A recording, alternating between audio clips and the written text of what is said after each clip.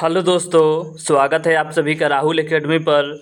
आज हम आपके देखने वाले हैं जो आपका एग्ज़ाम हुआ था 6/9/2023 को एसएससी एमटीएस का। इसमें आपके 25 जीके जीएस के क्वेश्चन पूछे गए थे। तो सभी क्वेश्चन को हम इस वीडियो में अच्छे से देखने वाले हैं। देखिए, ये आपका जो एग्ज़ाम हुआ था 12:30 से लेकर 2:30 बजे तक हुआ था, यानी कि ये आपका सेकेंड शिफ्ट का एग्ज़ाम था। तो 25 क्वेश्चन पूछे गए थे, तो सभी क्वेश्चन को हम अच्छे से देखने वाले हैं। और अगर आपको इसका पीडीएफ चाहिए तो नीचे टेलीग्राम का ग्रुप दिया गया है, वहाँ से ज्वाइन होकर इसका पीडीएफ आप बिल्कुल फ्री में प्राप्त कर सकते हैं। तो चलिए, ज़्यादा समय नुकसान ना करते हुए सीधे हम अपने क्वेश्चन आंसर पे चलते हैं।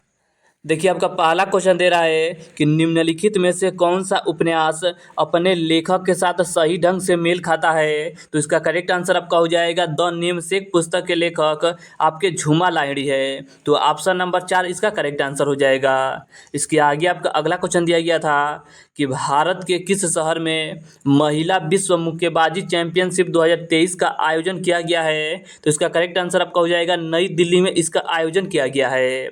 इसके आगे आपका अगला क्वेश्चन पूछा गया था कि निम्नलिखित में से किस सुधारक ने सबसे पहले कलकत्ता में लड़कियों के लिए एक स्कूल स्थापित किया था। तो इसका करेक्ट आंसर आपका हो जाएगा ईश्वर चंद्र विद्यासागर के द्वारा स्थापित किया गया था। इसके आगे आपका अगला क्वेश्चन दिया गया था कि भारतीय शिवाजी और कनक रेले का संबंध किससे है। तो इनका संबंध आपके मोहिनी अट्टम नृत्य से है। और मोहिनी अट्टम किस राज्य का लोक नृत्य है। तो मोहिनी अट्टम आपका केरल राज्य का प्रसिद्ध शास्त्रीय नृत्य है। और उड़ीसी कहाँ का है। तो ये आपका उड़ीसा राज्य का है। कथक की बात करेगा तो कथक आपका उत्तर प्रदेश हो जाएगा। मणिपुरी की बात करेगा तो ये आपका मणिपुर राज्य का है। तो इसका करेक्ट आंसर आपका हो जाएगा ऑप्शन नंबर ए, यानी कि मोहिनी अट्टम। इसके आगे आपका अगला क्वेश्चन दिया गया था कि निम्नलिखित में से कौन सा भारत में एक डाक व्यापार का मार्ग है। तो इसका करेक्ट आंसर आपका हो जाएगा ग्रीन चैनल है, यानी कि ऑप्शन नंबर 4 इसका करेक्ट आंसर हो जाएगा। अगला आपका क्वेश्चन दिया गया था कि भूटान में किस धर्म के अनुयायियों की संख्या सबसे अधिक है। तो इसका करेक्ट आंसर आपका हो जाएगा बौद्ध धर्म के अनुयायियों की संख्या काफ़ी ज़्यादा है आपके भूटान में। तो ऑप्शन नंबर 2 इसका करेक्ट आंसर हो जाएगा। इसके आगे आपका अगला क्वेश्चन दिया गया था कि कौन से सूक्ष्म एकल कोशिका वाले प्रकाश संश्लेषक जीव समुद्र के प्राथमिक उत्पादन के रूप में जाने जाते हैं। वे जीव जो जलीय खाद्य श्रृंखला का आधार बनाते हैं। तो इसका करेक्ट आंसर आपका हो जाएगा ऑप्शन नंबर 2, यानी कि पादप पल्लवक। तो ऑप्शन नंबर 2 इसे आप अच्छे से याद रखिएगा कि पादप पल्लवक इसका करेक्ट आंसर होगा।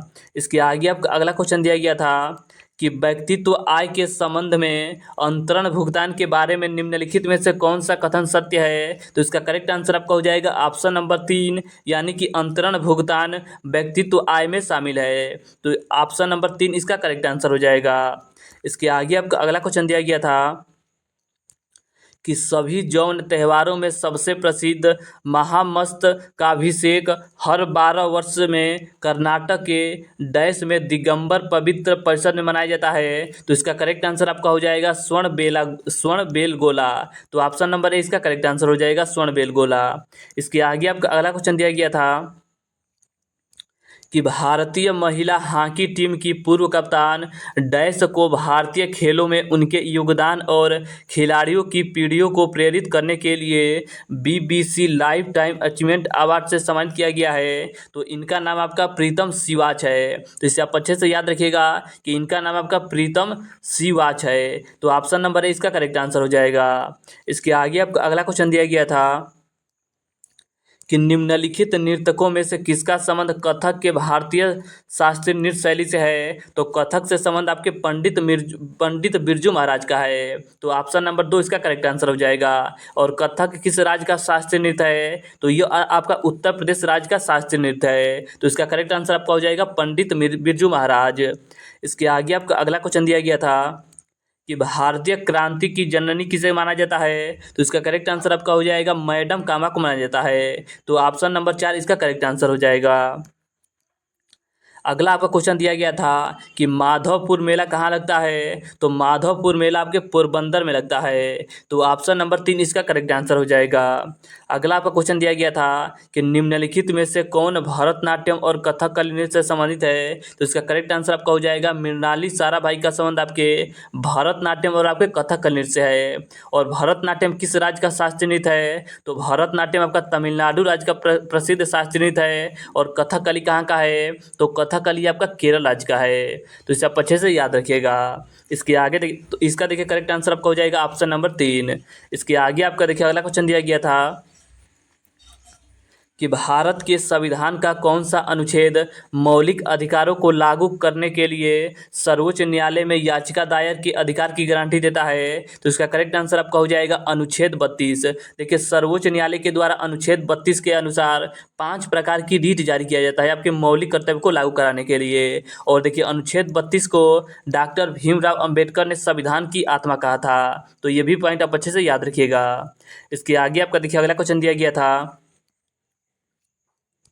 कि ऑक्सीकृत पारे का सबसे आम अयस्क कौन सा है, जो ज्वालामुखी गतिविधियों और उष्ण स्रोत से संबंधित दानेदार परतों या सिराओं में होता है, तो इसका करेक्ट आंसर आपका हो जाएगा ऑप्शन नंबर सी यानी कि सीनाबार। तो इसे आप अच्छे से याद रखिएगा कि सीनाबार होता है, सीना बार होता है। इसके आगे आपका अगला क्वेश्चन दिया गया था कि भरहुत स्तूप निम्नलिखित में से किस राज्य में स्थित है, तो देखिए यह क्वेश्चन मैंने बहुत बार बताया है कि भरहुत स्तूप कहाँ है, तो भरहुत स्तूप आपके मध्य प्रदेश के सतना जिला में स्थित है। अगर आपसे पूछा जाए कि भरहुत स्तूप का निर्माण किसके द्वारा कराया गया था, तो भरहुत स्तूप का निर्माण आपके अशोक के द्वारा कराया गया था। देखिए अशोक के द्वारा आपका 84,000 स्तूपों का निर्माण कराया गया था। अगर आपसे पूछा जाए कि स्तूप किससे संबंधित है, तो स्तूप का संबंध आपके बौद्ध धर्म से है। और जो आपका सांची का स्तूप है इसका निर्माण भी अशोक के द्वारा कराया गया था। और यह कहाँ स्थित है, तो यह आपके मध्य प्रदेश के रायसेन जिला में स्थित है। तो इसका करेक्ट आंसर आपका हो जाएगा मध्य प्रदेश। इसके आगे आपका अगला क्वेश्चन दिया गया था कि उस भौगोलिक विशेषता का क्या नाम है जो यूरोप और अफ्रीका के बीच सीमा का काम करता है, तो इसका करेक्ट आंसर आपका हो जाएगा जिब्राल्टर जल डमरू मध्य। तो ऑप्शन नंबर 2 इसका करेक्ट आंसर हो जाएगा। अगला आपको क्वेश्चन दिया गया था कि निम्नलिखित में से किसे सलेक्शन डे पुस्तक के लेखक हैं, तो देखिए सलेक्शन डे पुस्तक के लेखक आपके अरविंद अडगिया है। तो ऑप्शन नंबर ए इसका करेक्ट आंसर हो जाएगा। अगला आपका क्वेश्चन दिया गया था कि भारत में महावट क्या है, तो इसका करेक्ट आंसर आपका हो जाएगा सर्दी के मौसम के दौरान चक्रवाती वर्षा को आपका महावट कहा जाता है। तो ऑप्शन नंबर ए इसका करेक्ट आंसर हो जाएगा। अगला आपका देखिए क्वेश्चन दिया गया था कि निम्नलिखित में से किसे मुख्य रूप से हिंदुस्तानी शास्त्रीय संगीत का उस्ताद माना जाता है, तो इसका करेक्ट आंसर आपका हो जाएगा बड़े गुलाम अली खान को माना जाता है। तो ऑप्शन नंबर 4 इसका करेक्ट आंसर हो जाएगा। अगला आपका देखिए क्वेश्चन दिया गया था कि भारत के संविधान का कौन सा अनुच्छेद ग्राम पंचायत के गठन से संबंधित है, तो इसका करेक्ट आंसर आपका हो जाएगा ग्राम पंचायत के गठन से संबंधित आपका अनुच्छेद 40 है। तो ऑप्शन नंबर 3 इसका करेक्ट आंसर हो जाएगा। अगला आपका क्वेश्चन दिया गया था कि उज्ज्वल भारत उज्ज्वल भविष्य पावर 2047 के अंतर्गत प्रधानमंत्री ने तेलंगाना में निम्नलिखित में से किस 100 मेगावाट सौर परियोजना का उद्घाटन किया है, तो इसका करेक्ट आंसर आपका हो जाएगा रामागुंडम फ्लोटिंग सोलर प्रोजेक्ट का उद्घाटन किया है। तो ऑप्शन नंबर 4 इसका करेक्ट आंसर हो जाएगा। इसके आगे आपका अगला क्वेश्चन पूछा गया था कि भारत में आयोजित 2023 विश्व स्कैप्स चैंपियनशिप का उद्घाटन किसने किया है, तो इसका करेक्ट आंसर आपका हो जाएगा उदय निधि स्टालिन के द्वारा किया गया है। तो ऑप्शन नंबर 2 इसका करेक्ट आंसर हो जाएगा।